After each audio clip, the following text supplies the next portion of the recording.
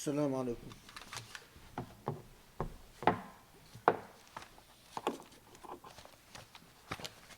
الله أكبر الله أكبر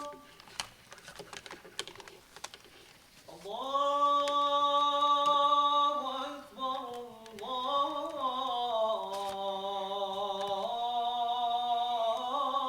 الله أكبر أشهد أن لا إله إلا الله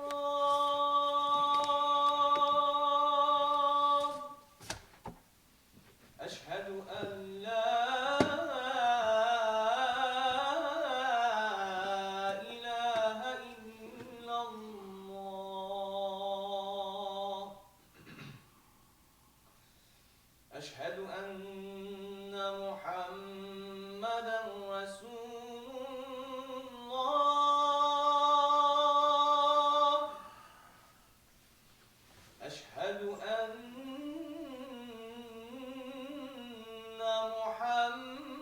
محمدا رسول الله حي على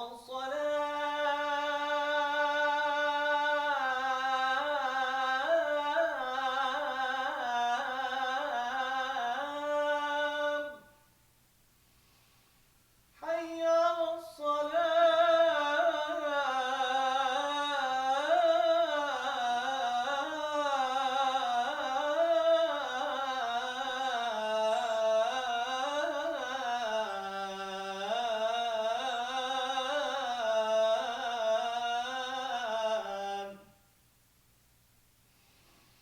حي على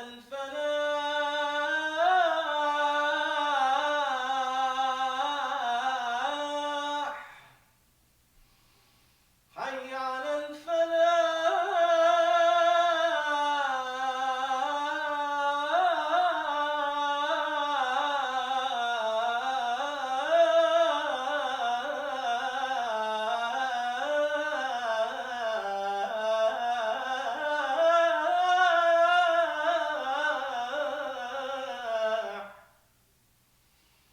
الله أكبر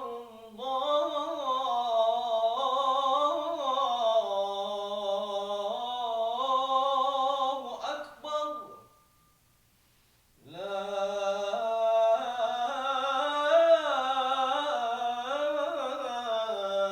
إله إلا الله بسم الله الرحمن الرحيم.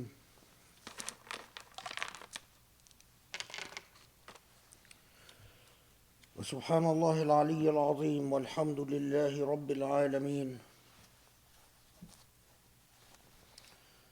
نحمده ونستعينه ونستنصره فإنه لا إله إلا الله وحده لا شريك له، نشهد ونقر بذلك. اللهم صل وسلم وبارك على الحبيب المصطفى محمد النبي الأمين، خاتم الأنبياء والرسل أجمعين، المرسل رحمة للعالمين، وعلى آله الأطهار الميامين، وعلى أصحابه المختارين، وعلى من اتبعه بإحسان إلى يوم الدين. اللهم يا رب العالمين، إنا نبتهل إليك ونتوسل إليك أن تقسم لنا من خشيتك ما يحول بيننا وبين معاصيك، وأن تقسم لنا من رحمتك ما يقربنا من طاعتك. ونسألك يا رب أن ترزقنا من اليقين ما يهون علينا مصائب الدنيا وأحداثها.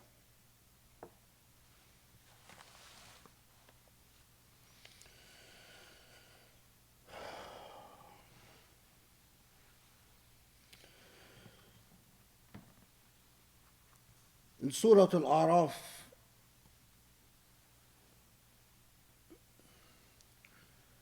the chapter titled Al-A'raf in the Quran,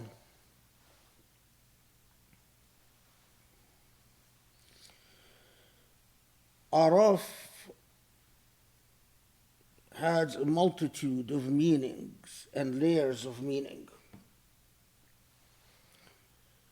It could be, or one layer of meaning are the signposts, the earmarks, the signals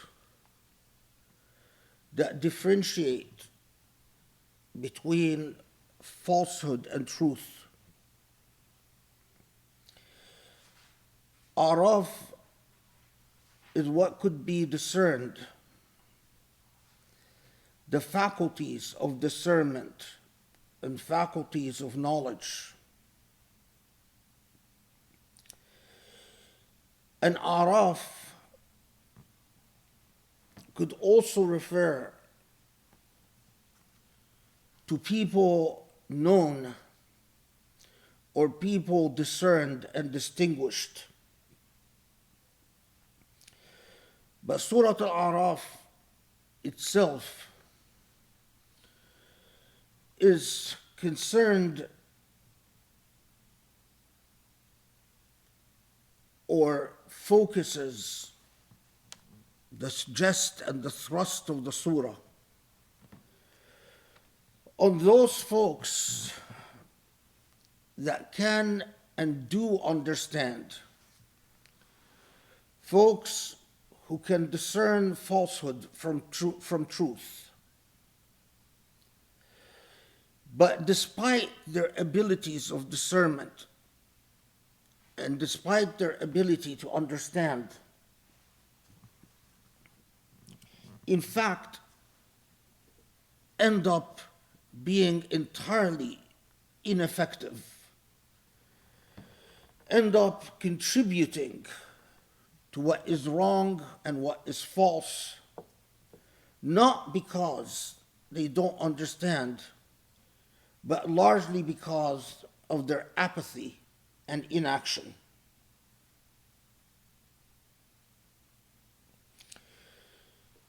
In the midst of the surah, which again, if you really want to know the ins and outs of the surah, refer to the tafsir that I have given to Surah Al-A'raf in Project Ulum. But in the midst of Surah Al-A'raf, we encounter a most fascinating ayah,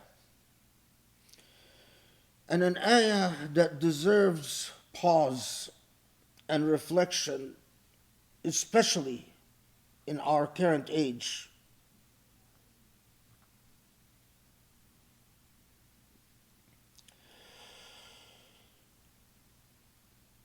in the course of Allah describing to us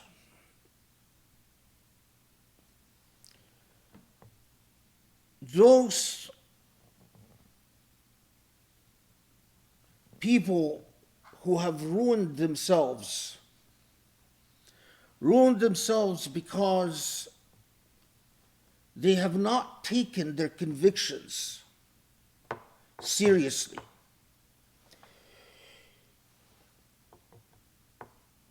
They have enough faculty, enough discernment to know what is right and what is wrong. But largely, because of their inaction, they have been swept away. Because of their inaction, they have they've made themselves to suffer the sins of others. Because of their inaction, the actions of others that they failed to resist or failed to put a stop to has led to destruction, and this destruction in turn has swept them away. We get verse 175, which is most fascinating. وَاتْلُ عَلَيْهِمْ نبأ الذي آتيناه آياتنا فانسلخ منها فاتبعه الشيطان فكان من الغاوين. Tell them about that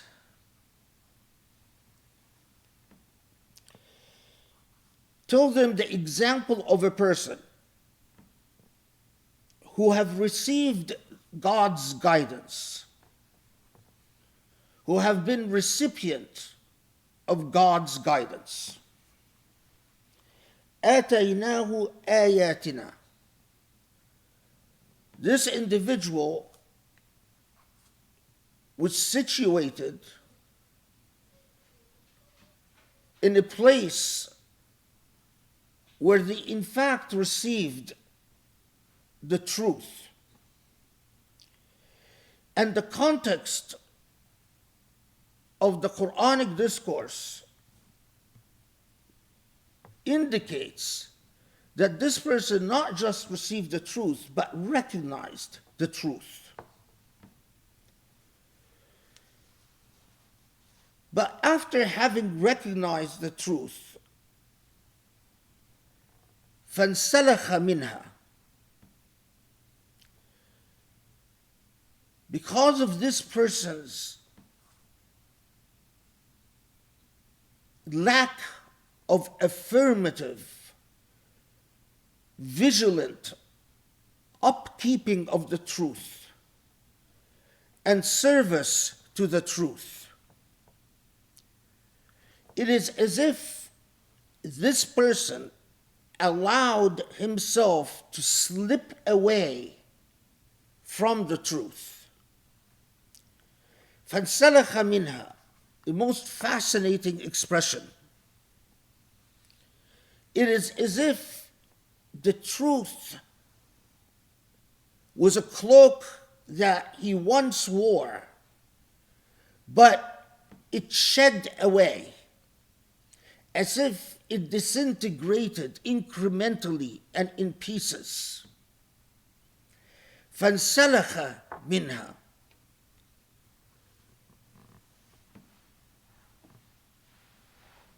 This person failed to take the actions that would prevent the truth from slipping away from this person's persona.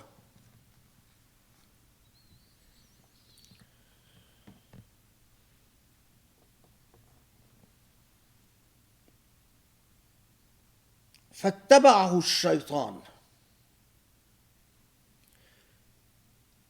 As a result of this person once wearing the garb of truth, and incrementally being disrobed of the truth, or the truth slipping away from this person, what is the result? The result is that Shaytan, the demonic and all it represents, pursues and follows this person. It is not, in this example, the Shaytan didn't initiate the action of loss, but the Shaytan, in fact, is a reaction to loss. The Shaytan didn't cause this person, or this person was not made to follow the Shaytan, but indeed, Shaytan followed this person. And the context tells us that once having lost hold of what the truth connotes, this person has made himself a very attractive and compelling target for Shaytan. And Shaytan, having seen the apathetic state of this person and the pathetic state of this person, sees this person as a valuable target. And Shaytan then pursues this target diligently until the result, as Surah Al-A'raf tells us,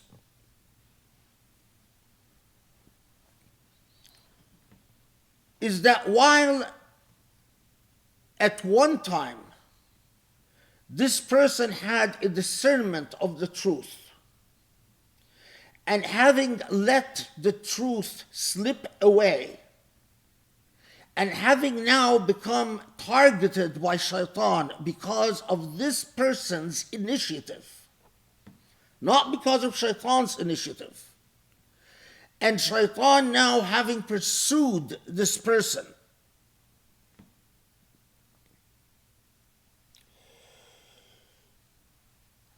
such a person is no longer reachable or accessible to guidance or to light. There is no means that you can reach him because he has convinced himself that he is on the right path.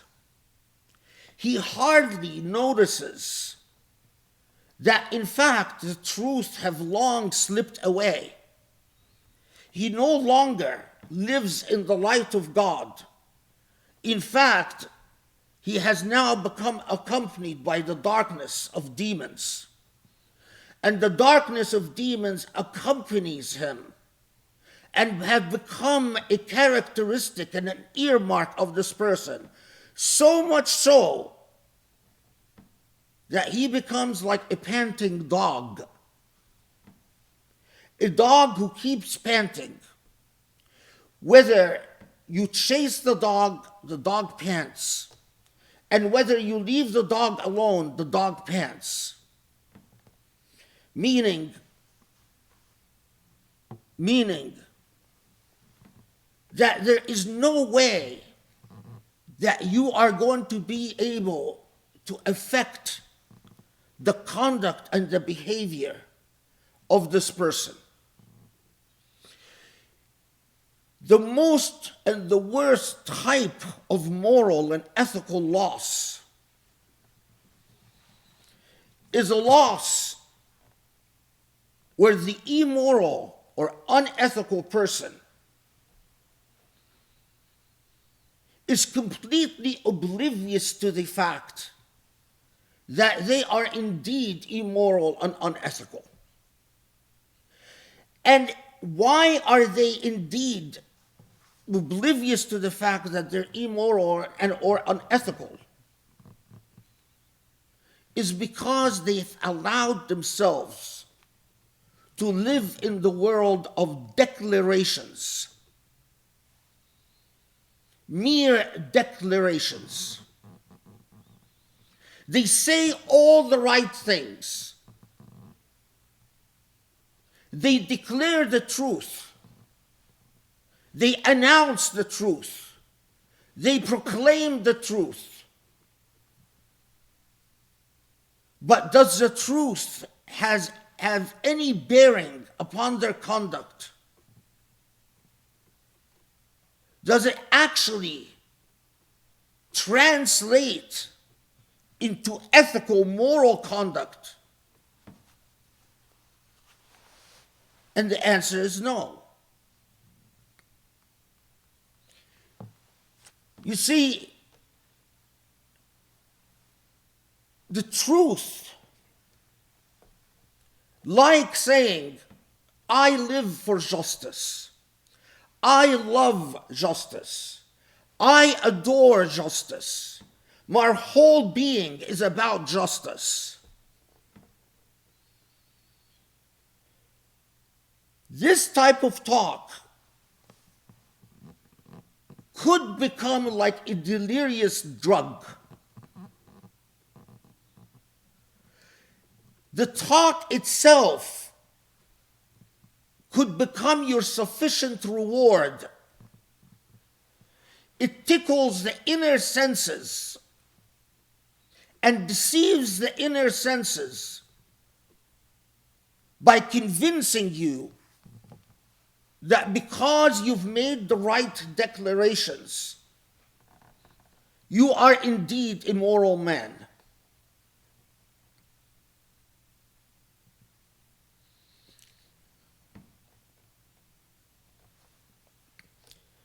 But you live in a world of declarations. So much so that your senses have become stunted and your senses have become apathetic to what actually happens in the material world around you. You are so convinced of your goodness because you declare the right things and you pronounce the right things and you repeatedly affirm the right things. But because of your own inaction, because in fact your declarations are not confirmed by your moral choices and by your ethical choices in life, your relationship to the morality and the ethics that you declare and you announce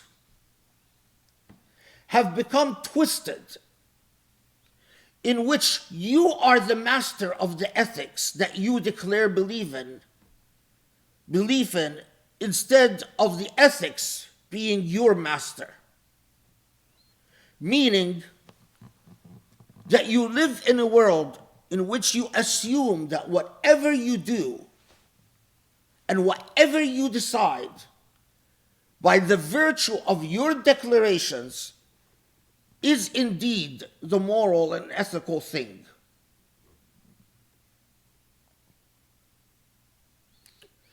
Now ponder the fact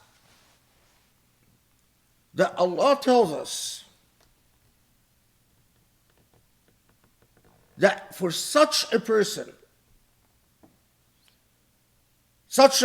as Allah describes, إن تحمل عليه يلهث وإن تتركه يلهث, that whether you advise him or you don't advise him, whether you ask them or you don't ask them, whether you pursue them or you don't pursue them.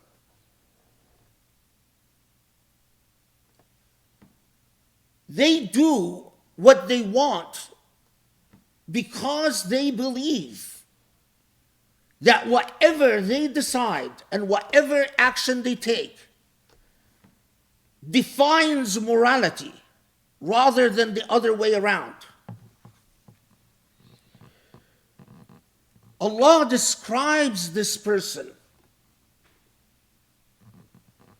not as a person that follows Shaytan, but as a person who is followed by Shaytan.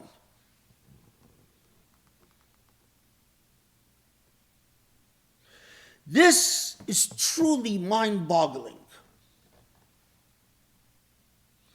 Because what Allah is telling us is that the person who makes a conscious decision to act immorally, a person who intentionally chooses evil, chooses Shaitan, follows Shaitan,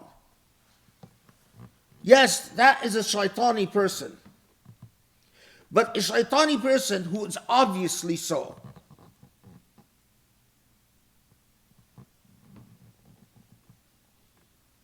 But truly, it's truly a dangerous paradigm, and perhaps an even more dangerous scenario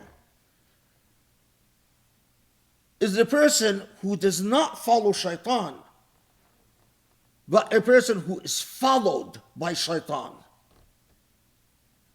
Imagine the extent of the evil and the extent of the wrong. Shaitan seeps in and becomes this person's companion, although this person has never really made a conscious decision to follow Shaitan.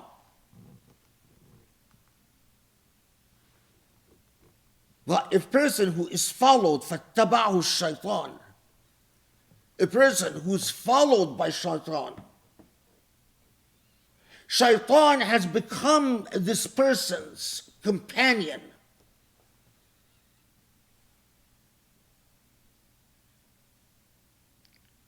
Is a Shaitani person.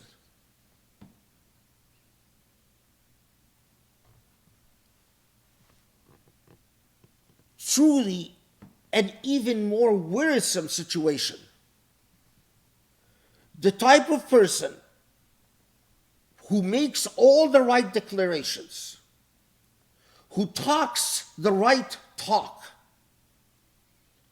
but whose relationship to morality has become so skewed that ethics and morality are no longer sovereign, and he is the follower of the sovereign morality and ethics. But indeed, this person declares himself to be the sovereign. And morality and ethics are contingent and dependent on that sovereign person. So whatever I choose is the moral thing, is the ethical thing.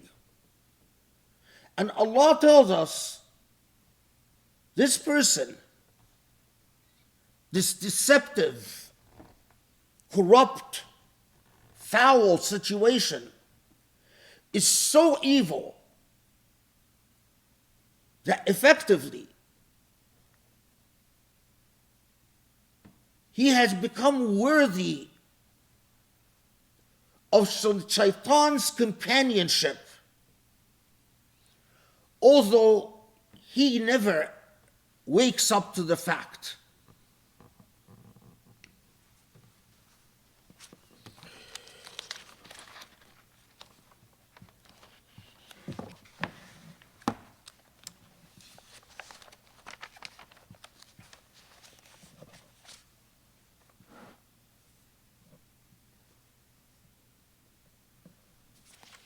In same surah,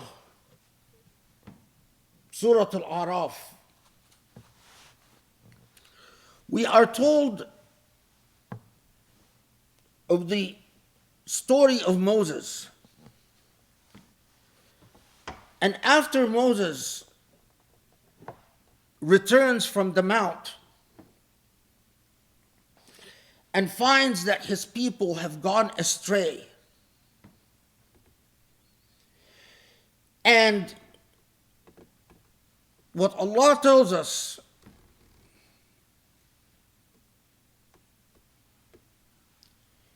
is that irajfa,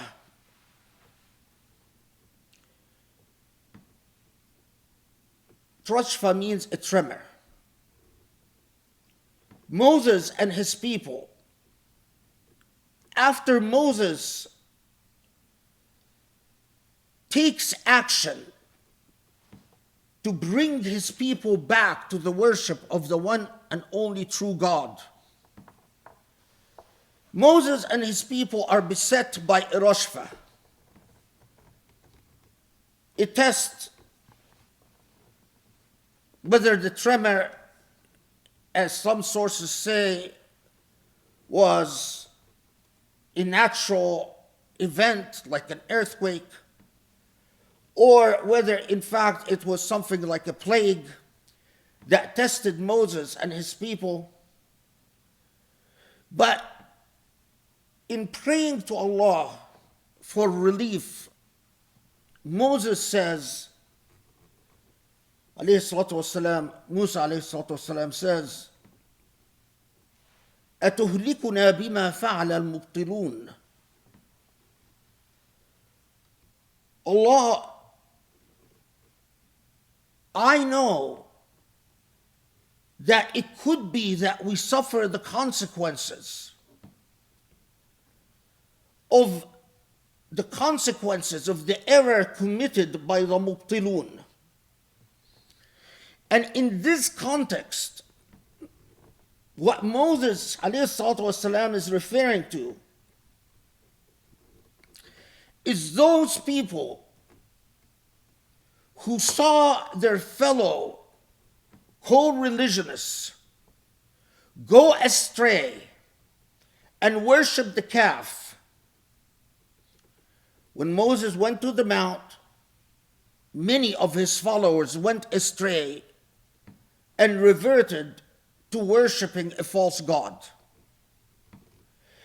But the group that Moses ﷺ is talking about are those who did not worship the false god, but they also failed to take action to prevent their co-religionists from going astray. They saw their fellow men going down the wrong path, and decided not to confront, not to create problems for themselves, and apathetically sat to the side and let Shaytan have his way. And so Musa alayhi salam, again it's the same surah, recognizes that people could earn God's wrath because while they talk the talk, they fail in every other regard.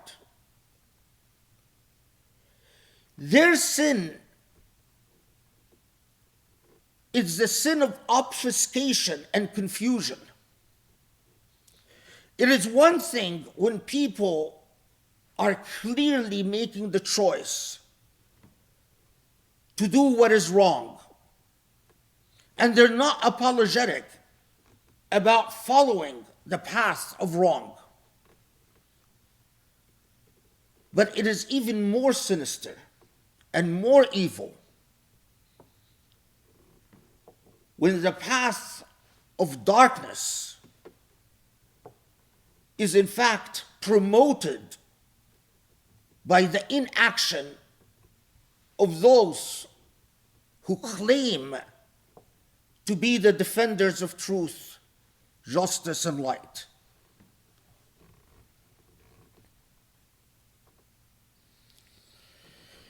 Imagine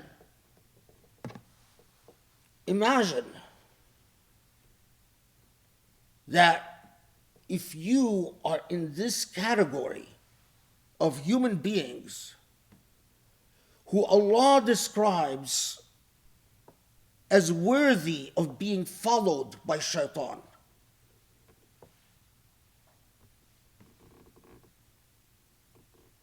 To my senses, this is most astounding.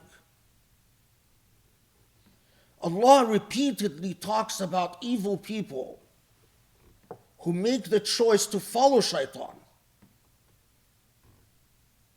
But when Allah alerts us to even something more troubling, more devious, more problematic, those people who Shaitan looks at and says, wow, I love you. I love your very existence. You are so twisted, foul, and wrong that you are worthy of being followed by me, Shaitan. You are worthy of me seeking your companionship rather than the other way around.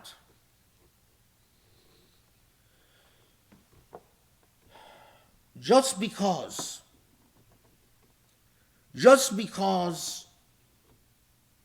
you see those who make the declarations of piety, those who display pietistic affectations, those who are able to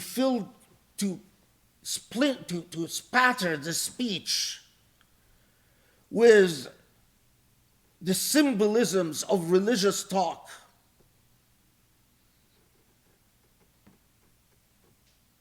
if their pietistic talk doesn't translate to affirmative moral choices that impact the world around them,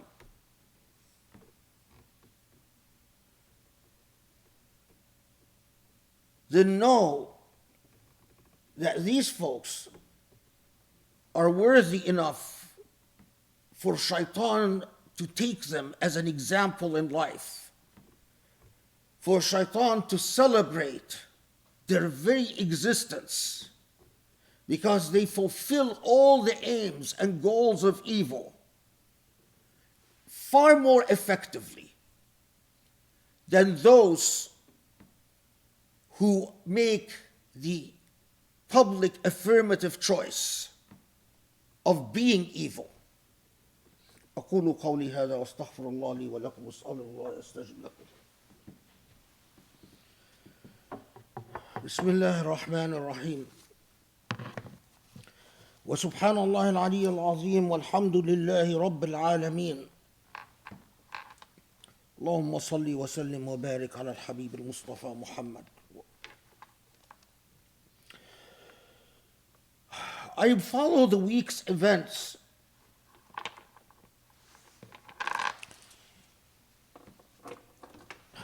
and as usual,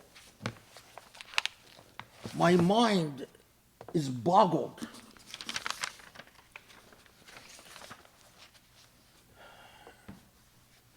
If I would speak about what just transpired in 1 week and all the events, I would need hours. And everything that I say about the week's events I've said before, and this is the nature of the plight of Muslim speech in our day and age. Everything from the world we live in which the people who constantly talk about the Salman Rushdie affair and how Muslims relate to freedom of speech regularly act to themselves censor freedom of speech. But when Muslims do it, it is a sign of how reactionary and barbaric and retarded Muslims are. When they do it, they are upholding lofty principles of anti-discrimination and anti-racism. So, for instance, when the Biden administration nominates a very well-known attorney and a very accomplished lawyer, John Cavallaro, to the Inter-American Commission on Human Rights, but then withdraws the nomination because John Cavallaro has said what numerous people in the human rights field know, that Israel is an apartheid state. This is not an isolated incident. This is quite a common incident. If you say anything like the truth about Israel, you will be censored, you will be silenced, you will be punished.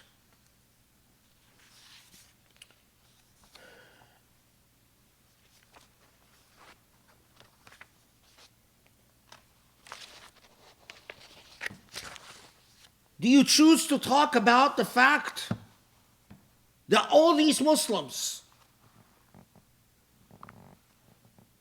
that tell you, don't worry about the United States moving its embassy to Quds, to Jerusalem, that tell you embrace the United Arab Emirates and its Ministry of Tolerance and its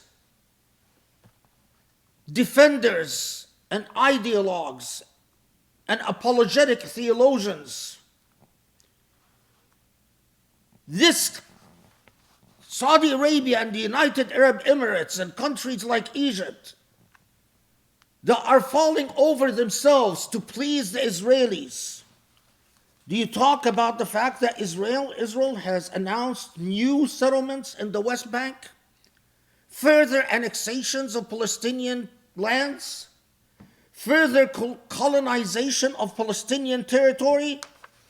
Do you talk about the U.S. hypocritical and meek response of saying it is dismayed that Israel plans to colonize more and more Palestinian territory? Do you talk about the fact that the United States, as it expresses dismay and regret, the United States at the same time would veto any resolution in the Security Council condemning Israel stealing and annexation of Palestinian land? Do you talk about the fact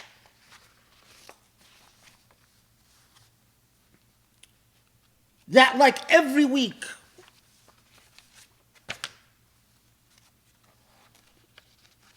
we have become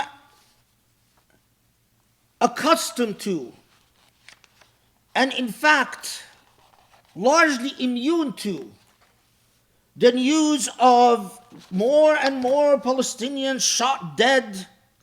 Majid al-Awadi, 17 years old, shot dead in a Palestinian raid. I had a whole list of them. Amir Bustami, 47, shot dead in a Palestinian raid. Do you talk about the fact that the long line of Palestinians killed every week, no one cares. There's never an investigation. There is never a response. There is never even as much of a condemnation. Do you talk about the fact that Israel has just approved a law that strips Palestinians of citizenship in Israel if they are accused of activity that is considered disloyal to the state of Israel, however that is defined? Do you talk about the fact that the Israeli Supreme Court in the supposed democratic country upheld the constitutionality of this law, a law that clearly discriminates between Jew and non-Jew, a law that clearly says if you're Jewish, there's no way we can strip you of your citizenship. But if you're not Jewish, if we suspect your loyalty to the Israeli state, we can in fact strip you, make you a stateless person. Because it's not that we strip the Israeli citizenship from you and you have another citizenship. Indeed, you become stateless. A violation of international law without even the shadow of doubt. A violation of every human rights convention and treaty. Not only do we strip you of citizenship, but we deport you to Gaza. And no one cares. No one cares. Definitely not our government. Do you talk about the fact that a Palestinian, Isa Amro, was being interviewed by a journalist, by an American journalist, when he was assaulted on camera, humiliated, degraded, and beaten by an Israeli soldier on camera. And the American journalist tweets in response to the atrocity that was just captured on film. I never had a source assaulted in front of me until today, when an Israeli soldier who stopped my interview did this. The tweet continues, I can't stop thinking how dehumanizing the occupation is on the young soldiers charged with enforcing it. The American journalist doesn't say, I can't stop thinking about how dehumanizing the occupation is on Palestinians. His response to the beating is, I can't stop thinking about how dehumanizing it is to the Israeli soldiers. Could you have a more eloquent, profound statement of racism than this? Could you possibly invent a more profound statement of racism? What happens to the Israeli soldier that assaulted the Palestinian on camera and beat him? He's sentenced to 10 days in prison, in detention. And Ben-Gvir, under the Netanyahu government, describes the punishing of the Israeli soldiers with 10 days in detention. And only Allah knows if he actually served them. But Ben-Gvir responds by unconditionally condemning not the Israeli soldier, but condemning the Israeli court that sentenced the soldier to 10 days detention. And Ben-Gvir, in fact, celebrates as heroic the Israeli soldier that beat the Palestinian on camera.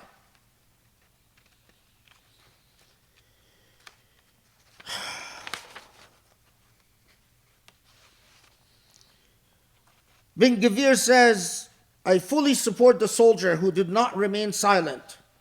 Soldiers deserve to be backed up, not jailed. Ben-Gvir tweeted. This is Ben-Gvir, the person that was received and celebrated and treated with high honors in the Emirat. This is the government that the shuyukh of today all over the United States and elsewhere tell you, why can't we just get along? What's wrong with the Israeli government? Why can't we just make peace? What do you talk about?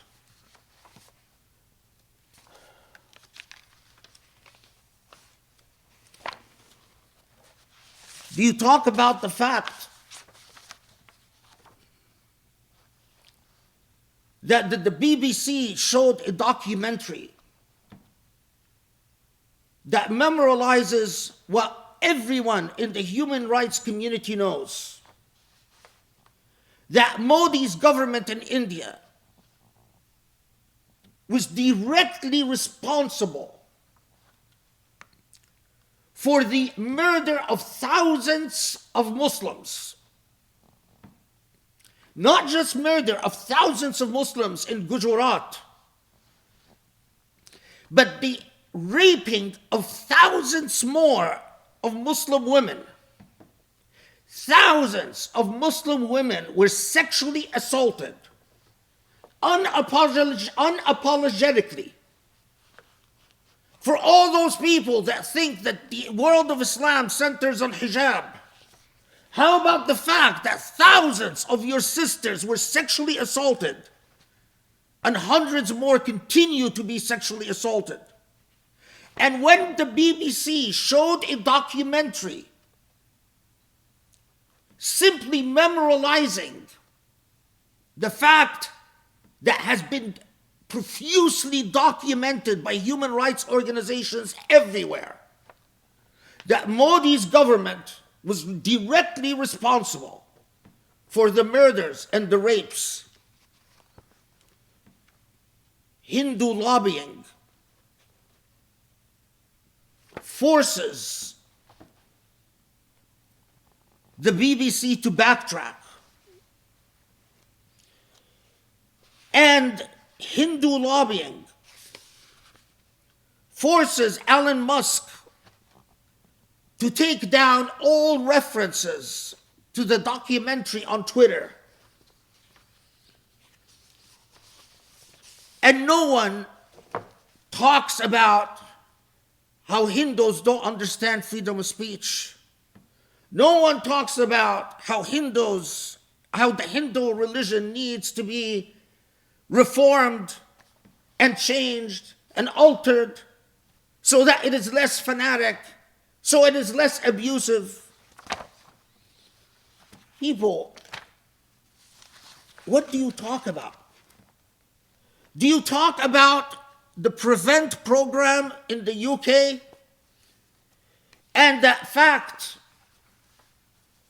that the long-awaited William Shawcross review of the Prevent program was just released in the UK, and the highly influential report by William Shawcross about the Prevent program was issued, and its recommendations were accepted without reservation by the British Prime Minister. The problem is that William Shawcross's report is highly Islamophobic.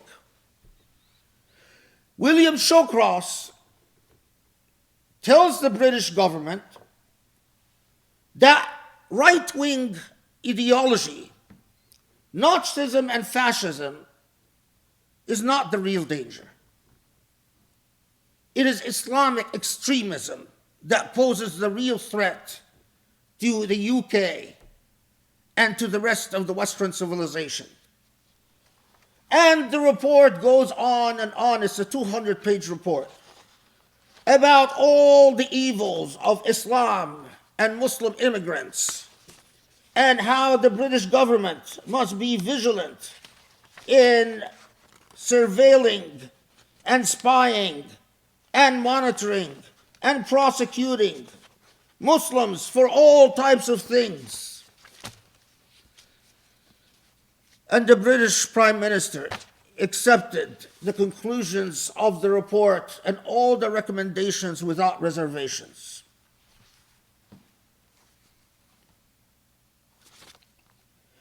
Do you talk about the fact that William Pompeo, or former Secretary Pompeo, this was the Secretary of State in the United States. If you remember, my friends, this is the same person that Trump appointed to head a commission that is supposed to write a report on the state of human rights. And Hamza Yusuf was appointed to this commission to work under the brilliant leadership of Pompeo to tell us the human rights that humanity are entitled to. And Pompeo, in a highly publicized event, just affirmed Israel's biblical right to Palestine. Pompeo didn't even stop there. Pompeo described President Abbas, who has been the loyal servant of the Israeli occupation for years. Well, Pompeo described him as a terrorist. You don't make peace with terrorists. You destroy terrorists.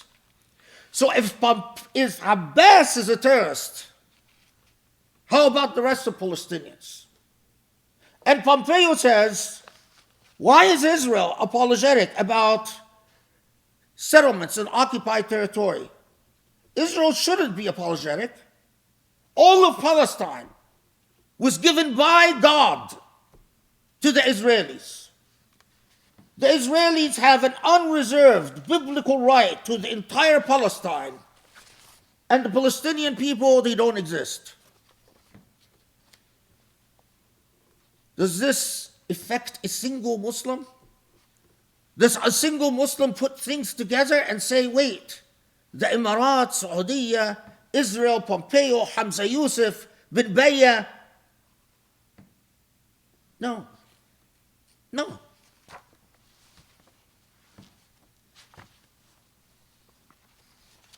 Do I talk about the fact that Israel has a military unit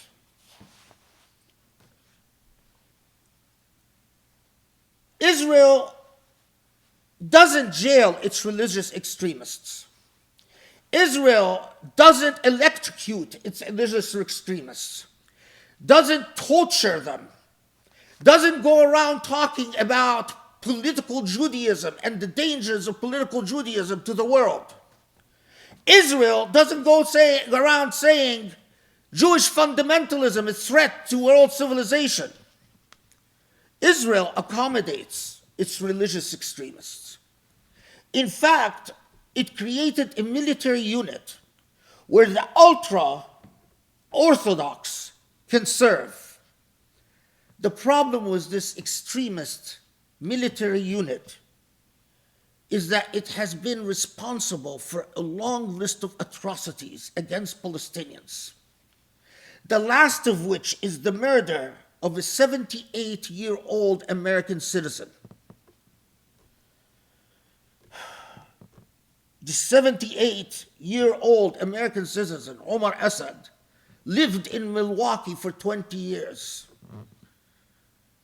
After raising his children in the United States, he decides to retire in his homeland, in Palestine, only one day to be stopped by this ultra-Orthodox unit. And they kill him. A 70-year-old man. As simple as that. and a long story about how his family, US citizens, have been trying, begging, pleading for the State Department to start an investigation in the murder of a 78-year-old American citizen, to no avail. Absolutely no avail. They hired a very prominent human rights lawyer, and he has been able to get zero justice. And the article focuses on the fact that according to American law, the US, by American law statutes, is forbidden from funding abusive military units. So the US is supposed to tell Israel, you can't use our money to fund the military unit that is responsible for a long list of atrocities against Palestinians. Is this American law being enforced? Absolutely not. Does anyone care? Absolutely not. But all of this reminded me of Surah Al-A'raf. And why did it remind me of Surah Al-A'raf? Because Allah put us in a rational world with rational laws in which actions have consequences. Moral decisions have consequences. The lack of moral decisions have consequences. When Allah tells us in Surah Al-Baqarah, وَانْفِقُوا فِي سَبِيلِ اللَّهِ وَلَا تُلْقُوا بِأَيْدِيَكُمْ إِلَى التَّهْلُكَةِ وَاحْسِنُوا إِنَّ اللَّهَ يُحِبُّ الْمُحْسِنِينَ. When Allah tells us, don't cast yourself unto ruin. Don't ruin yourself. Don't cause your own destruction. How, Allah, do we cause our own destruction? How do we cast ourselves into ruin? And the answer is by failing to spend in Allah's way. وَانْفِقُوا فِي سَبِيلِ اللَّهِ وَلَا تُلْقُوا بِأَيْدِيَكُمْ إِلَى التَّهْلُكَةِ. If you don't commit yourself, if you don't translate your talk, your moral talk, into moral action, like the Israelites with Moses, you will suffer the moral failures that come as a result of your own apathy and hypocrisy. But note, don't think your apathy and hypocrisy make you less evil. In fact, you are so evil, you are worthy of being an example to Shaytan. Shaytan is not your example, you are Shaytan's example. An article about just one millionaire, Jeffrey Yass. Jeffrey Yass, instead of using his millions to organize meaningless conferences where Christian youth to get together and engage in nonsense, flirt with one another, engage in meaningless acts of symbolisms, and then go home. Instead of giving long learned speeches about you are my brother and you are my sister, and this is Allah's money, and I am just a custodian on Allah's money, and instead of just talking rhetoric and nonsense, Jeffrey Yass bankrolls a think tank. This think tank is not housed by affectatious self-declared mullahs and imams that graduated from Bayan and some other idiotic, low-class, low intellectual product institution. Is housed by top-notch lawyers and political strategists. And this think tank is the think tank responsible for all the recent Netanyahu laws that would rob Palestinians of citizenship and make them stateless if they engaged in conduct disloyal to the Israeli state. It is also responsible for defending the law before the Israeli Supreme Court and getting the Israeli Supreme Court to uphold the law. Jeffrey Yass's think tank is also extremely active in affecting all levels of government with a simple, straightforward, compact message. If you describe Israel of being an apartheid state, you're an anti-Semite. That is the think tank manned by people with the highest degrees in law and political science and economics, paid top-notch dollars to go around with a simple, immoral message, but an effective message. If you criticize Israeli occupation, you're an anti-Semite. If you say anything critical of Israel, you're anti-Semite. And I sit and I ponder. Jeffrey Yass, like all rich people, made millions. Jeffrey Yass, like all rich people, could have decided, I want to give these millions to my children and grandchildren. He could have decided, I need an extra mansion in France, an extra mansion in Aspen, an extra mansion in Sweden. Jeffrey Yass could have decided, I need to buy a second airplane or a third airplane. But no. He decided to give millions of dollars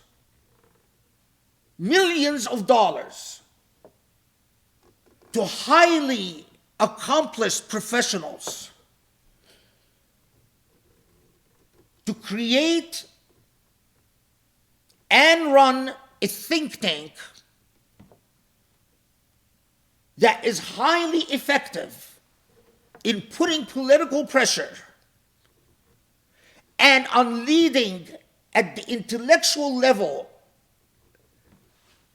working out the false intellectual claim that any criticism of Israel is equal to anti-Semitism. An erroneous message, but is done very effectively. And I think back to Surah Al-A'raf. And I think back to our rich Muslims that do have these millions. And I think back to what they spend their millions on. And I think back at how ineffective our organizations and our institutions, our Muslims are. I look at, recently, I saw a very, very famous Muslim figure in the US, a video that had 80,000 views. The title of the video, Why Allah allows an earthquake like the earthquake in Turkey and Syria, Wallahi al-Azim, who is my witness, I swear by Allah, who is my witness, I couldn't understand what the man was saying. His speech was full of inconsistencies and contradictions, replete with subhanallahs and alhamdulillahs and all the religious fizzle, but absolutely lacking in any intellectual content whatsoever. And 80,000 views.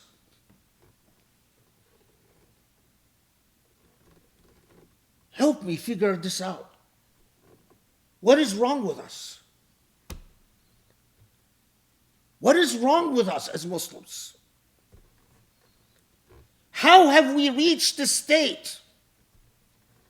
Why is it that you cannot encounter a wealthy Muslim who will give you all the pietistic talk that your heart can ever desire? But when it comes to action, their actions invite the Shaytan to follow them. They are in fact so immoral that they are prime masters for the Shaytan, not the other way around.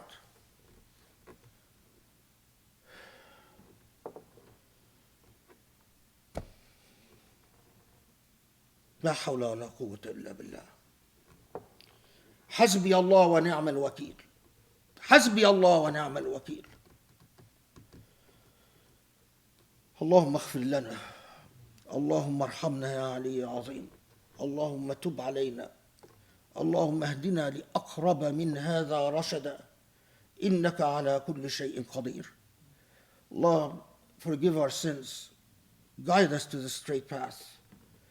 Allah, guide us to the path of light and truth, and do not ever make us or allow us to become those who the Shaitan follows because of our hypocrisy and inconsistency and lack of moral resolve and moral action. Ya Ali, Ya Azim, Ya Rabbal Alameen, wa aqim as-salah.